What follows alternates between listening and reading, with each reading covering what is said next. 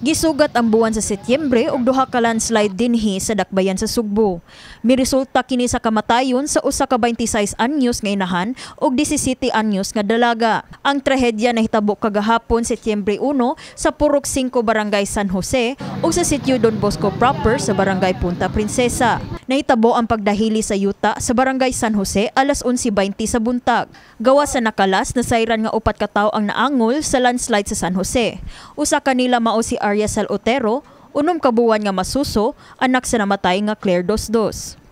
Gikonpirmar sa mga tinugyanan sa Cebu City Disaster Risk Reduction and Management Office nga ang paghugno sa paril o concrete wall maoy hinungdan nga nadatugan ang kabalayan tapad niini. Gani nagkanayon ang live-in partner ni Dosdos nga si Adonis Otero nga iya na lang naabtan nga natabunan na sa mihunlak nga paril ang iyang pares. Daging di ana siyang pero diri nga bali gid asa diri ka na sa dugukan niya. Moto na matyan niya. Pero ang bata gisipti gid niya. Unsa sir dugay nakuha imong asawa? Dugay sa ilas. Dugay ginakuha. Gawas tong bata. Kuan, akong igsuon og duha ka anak sa akong igsuon, bayg laki. Nya ang ako sang anak nga babayg laki, ang kamagwangan nakaambak man. Nagkanayon si Acting Mayor Raymond Alvin Garcia nga gikinahanglan manubag ang mga iladong negosyante nga nanag-iya sa kural ug sa yuta haduol sa apektadong kabalayan.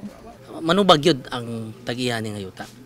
And based on the investigation that we will make, if there is findings nga sala yun nila, and again, violations to the laws have been committed, then di ta magpanuko og file. Bago na nato makitaan nga natural waterway man di ito, padong sa ubos. And you know, as you know, water will seek its own level man, mangita mo sa kagianan.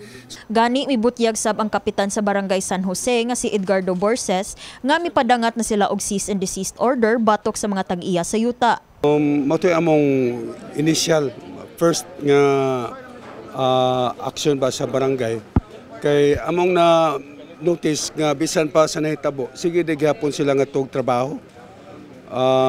Gani mo isulti nila nga katong gi-count nila ni attempt sila ilang tabunan ug balik mo to nga gibadlong sila gipicturan nya na ako no giapoy movement mo nga nagkuan mig notice kanang cease and desist order.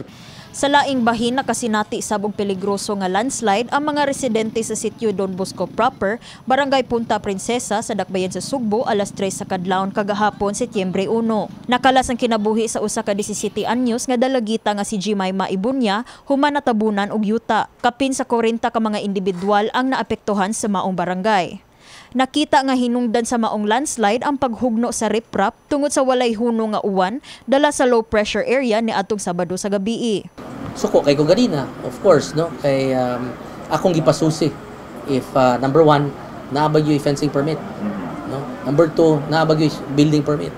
In other words, if there were permits that were issued or that have not been issued and then they went ahead with the construction, then that is already a violation. Easement yun. Una nga importante ka ng 3-meter easement. So you should respect the 3-meter easement kay ang kanang tukod kag tupad sa sapa mo ginay pinaka peligroso and very. Sa pagkakaron gipahimug-atan ni Garcia nga temporaryo sa mo evacuate ang mga residente sa lugar. Dugang sab sa acting mayor nga hanay na ang ilahang pagtabang sa mga pamilya o residente sa sitio Don Bosco nga naapektuhan sa landslide. Amo nang gipang-clear tanan. Amo silang gibutang sa evacuation center or site dito sa eskwelahan sa Tisa. Amo lang gipalayo-layo kay napamugoy eskwela. We are going to do is tangtangon to tanan libre. Tangtangon natong tanan libre. Then that's the only time they can go back and rebuild their homes. Well, I gave personal assistance sa katunamatyan, but of course the usual nga ato silang pakanon sa DSWS, ato silang pakanon for 3 days, ato silang well, I can even extend it no depending kung ano SOP lang ginaang. Kini si Eliza May Piñaranda alang sa My TV Cebu.